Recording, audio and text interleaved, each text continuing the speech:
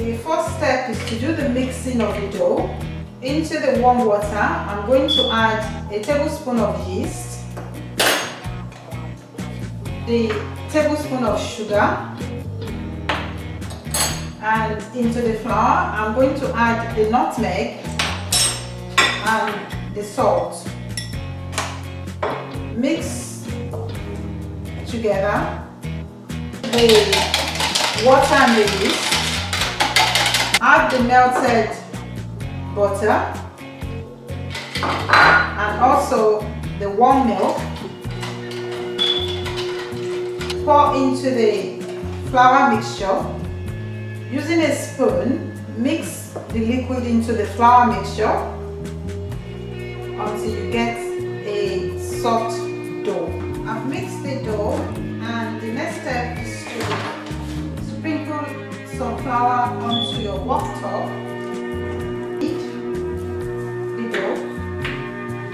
Going to knead it for a couple of minutes, pushing forward and backwards.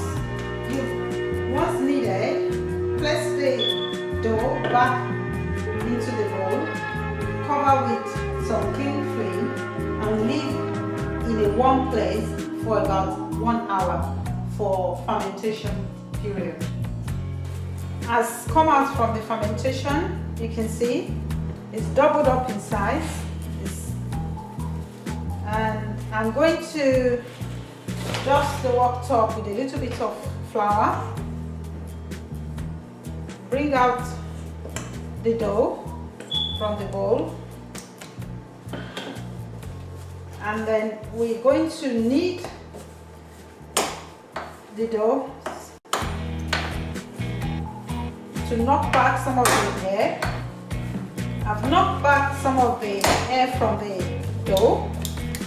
So the next step is to, at this stage, you can mold this dough into a rectangular shape.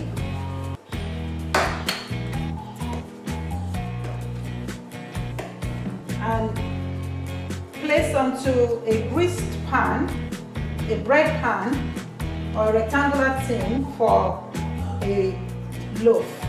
But for the bread roll, cut the bread dough into about 50 grams egg size shape. Dust the worktop and mold into your desired shape. I'm going to have some